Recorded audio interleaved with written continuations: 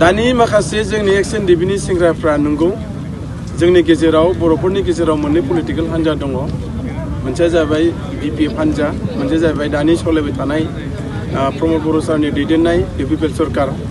दा बे मोननै सरकारनि गेजेराव मोननै पलिटिकल हान्जानि गेजेराव जोंनि बारग' एनडिएफबिफ्रा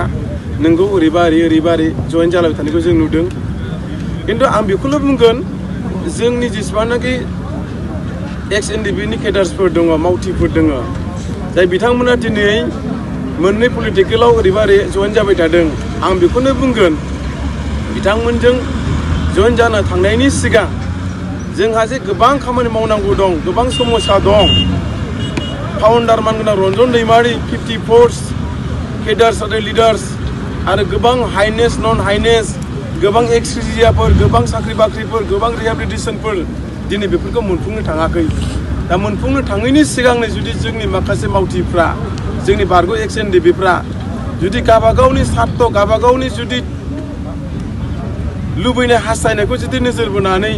बेयाव थाङोब्ला बिदि थाखा मोनगोन नामा बेयाव थाङोब्ला माबा मोनसे दायथ' मोनगोन नामा दिनै बेखौ जुदि नोजोर बोना थांदोंब्ला बे बिथांमोननि थाखाय बिराद गिदिर मोनसे खहा आं नुदों मानो गिबियावनो आं दिनैहाय नैबे बेलासि समावहाय दिनैनि बे गोनांथार मोनसे जोंनि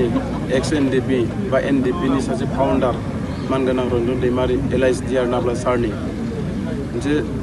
जोनोम सान बे जोनोम सानानो जाबाय 64 इयार्स बार्थडे सेलिब्रेसन बे रन्जन दैमारि सारनि जोनोम साननि गेजेरजों जों बेखौनो बुंनो नागिरदों जे इउनिटि फराम एक्स एनडिएफबिआ जों अराय सम गोबाव समनिफ्राय आखाइ हाथियार लानानै नांबोखांनायनि उनावहाय दिनैहाय एकर्ड जाखांनायनि उनावबो जोङो जोंनि गोथाङै थानाय एक्स एनडिएफबिफोरनि जितु एकर्ड जाखांनायनि जितु क्लजफ्राव थानाय माखासे मोन्थाय बे मोन्थायफोरखौ लानानै दिनै एक्स एनडिएफबि इउनिटि फरामा दिनै सरकारजों फर्मेलि इनफर्मेलि दिल्ली सरकार आसाम सरकार आरो बिटिआर सरकार बिथांमोनजोंहाय जोङो दिनैहाय सावरायबाय थानाय जादों जे दिनैहाय एमएसआव थानाय माखासे क्लजफोरनि जितु खामानि मावनांगौ एनडिएफबिफोरनि मोन्थाय जे मोनफुंनो हायाखै बेखौ दिनै इउनिटि फराम दाखांनायनि उननिफ्रायनो जन्म जाखांनायनि उननिफ्रायनो दिनैहाय जोङो रायलायबाय थादों सरकारजों फर्मेलि इनफर्मेलि आरो दिनैहाय एकर्ड जाखांनायनि उनावहाय जोंहा सासे फाउन्डार मानगोनां दिनैनि जिहेतु 64 इयार्स जिहेतु मोनसे जोनोम सान मानगोनां रन्जन दैमारिनि सानखौ लोब्बा लानानै सारा जे दिनै एकर्ड जाखांनायनि उनावबो जे दिनैहाय जेलावहाय जे थाबाय थादों आरो बेजों लोगोसे 54 लिडार आरो केडार्सफ्रा दिनै सेन्ट्रेल जेलावहाय दङ दिनै बिथांमोनखौ उदां अख्राङाव मोनफुंनांगौनि थाखाय दिनै रन्जन दैमारि सारनि नैबे 64 बार्थडे सेलिब्रेसन सानजों लोब्बा लाफानानै दिनै इउनिटि फराम हिसाबै दिनै जों बेखौनो खावलायनो नागिरदों रायजो राजाफोरनो मोनथिहरनो लुबैदों बा सरकारनो बिटिआर सरकारनो जों फोरमायहरनो नागिरदों थाबैनो एक्स एनडिएफबिफोरनि जेसेबांनाखि एमएसआव लिरजानाय एकर्ड जाखांनायनि उनाव मोन्थायफोर दङ बेखौ थाबैनो जुदि मावफुङाब्ला जोङो इउनिटि फराम एक्स एनडिएफबि हिसाबै जोङो बार हब्राबाय थानांगौ गोनां जायोब्ला जों हब्रानायजों जों थानाय नङा जोङो दरखार जायोब्ला जोङो दिनै आन्दलनबो खालामफिनगोन दिनै बे खोथाखौ दिनै जों स्पष्ट बुंबाय थादों आरो जों जुदि बुंनानै लायाब्ला दिनै बिथांमोनाबो दिनै खामानिखौ मावनो नागिरा बेनिखायनो दिनै जों बुंगोन रन्जन दैमारि सारखौ उदां अख्राङाव थाबैनो लाबोनांगौ आरो 54 सेन्ट्रेल जेलाव थानाय लिडार आरो केडार्सफोरखौ थाबैनो बिटिआर सरकार मानगोनां प्रमद बर' सारा जेरै हायो एरैहाय भारत सरकार आरो आसाम सरकारजों सावरायलायनाय गेजेरजों बे 2024 बोसोरावनो जाहाथे थाबैनो उदाङाव लाबोनो हायो बेखौ जों दिनैहाय गोख्रों आरो गोरायै इउनिटि फराम एक्स एनडिएफबिनि दिनै मानगोनां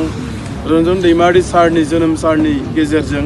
दिनै जों फोरमायहरदों बेनि गेजेराव मोनसे सोंथि बिटिआर गोजोन गोरोबथा जानायनि उनावबो सुक्तिकारि बा सागानगिरि सासे गायसनगिरि आफादगिरिया दिनैसिम जेलाव थानांदों बेहाय राजखान्थिनि खैसार दं होनना सानो नामा बेखौथ' जोङो दिनै सरासनस्रा हिसाबै जों बेखौ एसेब्लाबो दिनै जों नोजोर बोनो हादों, जों एसेबाबो स्टाडि खालामबोनो हादों। जोङो गुबुनफोरनि एकर जाखांलांनायनि उनावहाय जोंनि टुरि हिसाबै बेफोरबायदि सेन्ट्रेल जेलाव बा जेलाव थाबाय थानायखौ जों नुफेराखै। दिनै एग्जाम्पोल हिसाबै दिनै आलफाफोरनि खोथाखौ जों बुंगोन। आलफाफ्राबो आखाइ फारसे लानानै नांबोखांनायनि उनावहाय बिथांमोनाबो गोबां जेल जानाय दङमोन, दिनै गिदिर गिदिर केस दंमोन। नाथाय बिथांमोना एकर जायैनि सिगाङावनो दिनै बिथांमोना माखासे केसफ्रा दिनैहाय उदां जागोरलांदों, जायखौ दिनैहाय 2004 2004 मोनसे गिख्रंथावना मोनसे बम ब्लास्ट जादोंमोन, आलफायाबो होदोंमोन। बे केसफोरनि माखासे जेल जानायफ्राबो दिनै गलांजोब्बाय, बेफोरबो केसआबो दिनै जोबलांबाय। दिनैहाय NDFBनि फाउन्डार रन्जन दैमारिनि समस्यायाबो दिनै एकर जाखांनायनि उनाव सल्भ जानांगौमोन। बेनिखायनो आं दिनै बेखौनो बुंगोन, पलिटिकेलि हयथ' माबा मोनसे बिथांखौ दाम दर खालामनो थाखाय सम आरो थासारिखौ नायनानैसो हयथ' बिथांखौ बख'हैगोन नामा जों बेखौ मिजिंथिदों। आरो इउनिटि फरामा बेखौनो नोजोर होबाय थादों, हयथ' बिथांखौ माबा मोनसे सम आरो थासारिखौ नायनानैसो बिथांखौ बख'गोन, बेखौ जों नोजोर होदों। बेनिखायनो नों सोंनाय बादिनो हयथ' बियो माखासे पलिटिकेल दैदेनगिरिफोरनि माखासे कनस्पिरेसि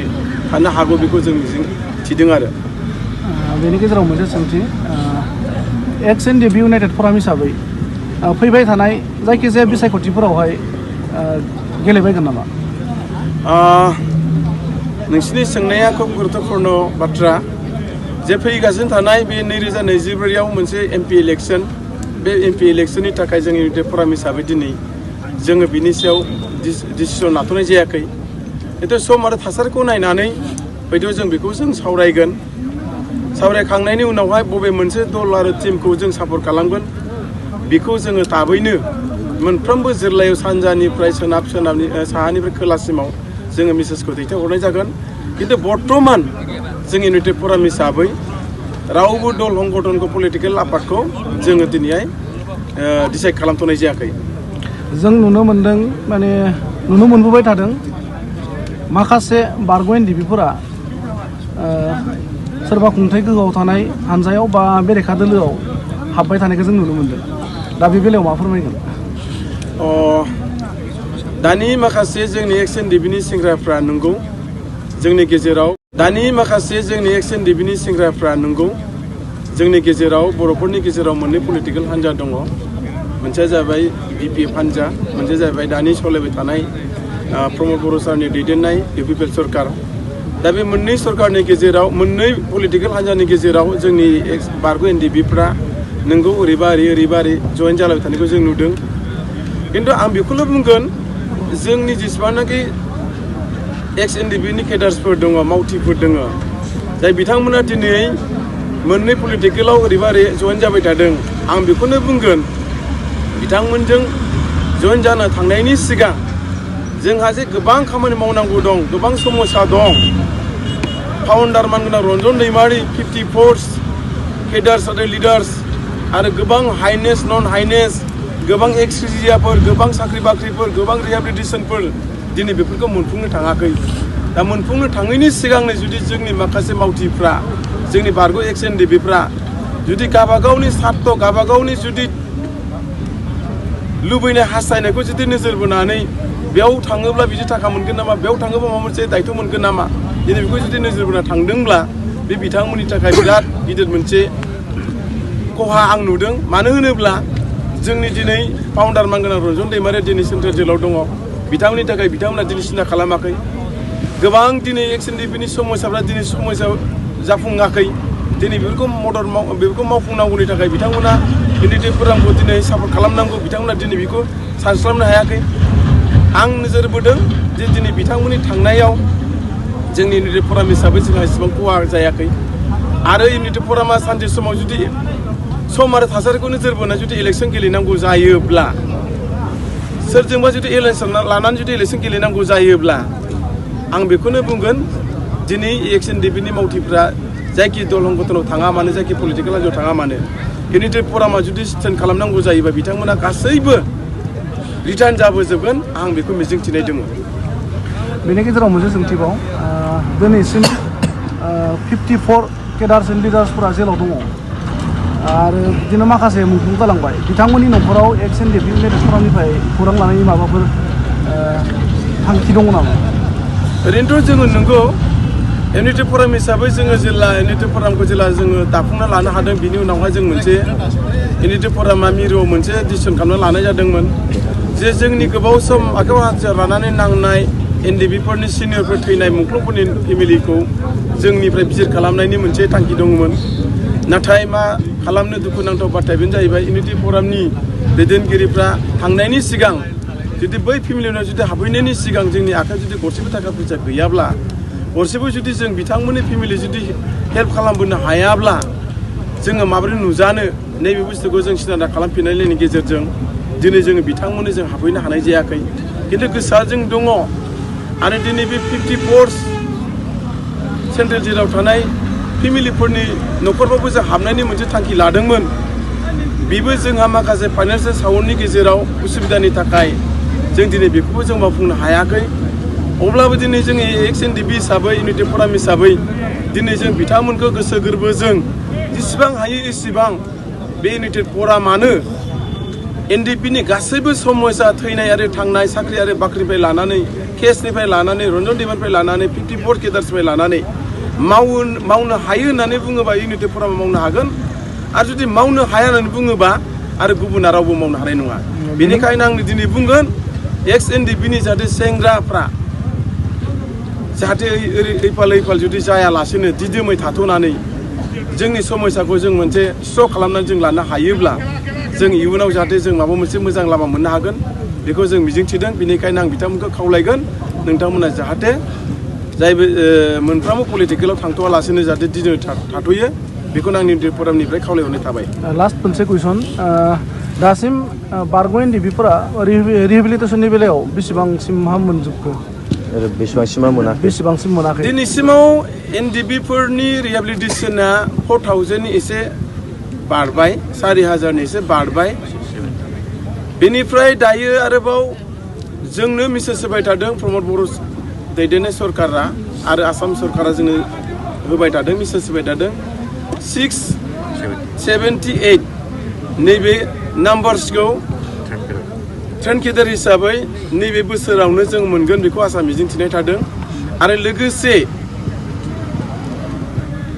3111 जन एक्सग्रेजिया मोननांगौ जोंहा दङमोन थैनाय फेमिलि लिस्ट दंमोन जोंनिफ्राय होनाय बे 3111 जननि गेजेराव दिनै सरकारा जोंनो होदों 473 दिनै बेखौहाय एक्सग्रेजिया हिसाबै मुंख्लंफोरनो दिनै बिटिआर सरकारा आरो आसाम सरकारा होफुंनाय जाबाय आरो बेजों लोगोसे बिटिआर सरकारखौ आं धन्यबाद होगोन एक्स एनडिएफबिफोरनि मुंख्लंफोरनि थाखाय सालबारि साब डिभिजननि सिङाव थानाय सामु हाथायावहाय 300 बिगा हाखौहाय दिनै सेमिट्रिनि मुङाव दिनै बिथांमोना एलटमेन्ट खालामना होबाय बेखौ दिनै एक्स एनडिएफबि हिसाबै इउनाइटेड फराम हिसाबै बिथांमोनखौ आं धन्यबाद होदों आरो बेजों लोगोसे आं खावलायबावगोन बे 300 बिगा हाखौहाय होनायजों लोगोसे जाहाथे थाबैनो आर्किटेक्ट इन्जिनियारफोर लानानै बे सेमिट्रि लुनांगौनि नामावहाय जाहाथे थाबैनो मोनसे स्किमफोर फाइनान्सआ जुदि थाबैनो होनानै जाहाथे खामानिखौ थाबै मावफुंनो हायो 1-2 बोसोरनि गेजेरावनो जाहाथे जोंनि नैबे सेमिट्रि जाफुंनो हायोब्ला जोङो इउनाइटेड फराम जानानै एक्स एनडिएफबि जानानै मुंख्लं न'खरनि जानानै जोंहा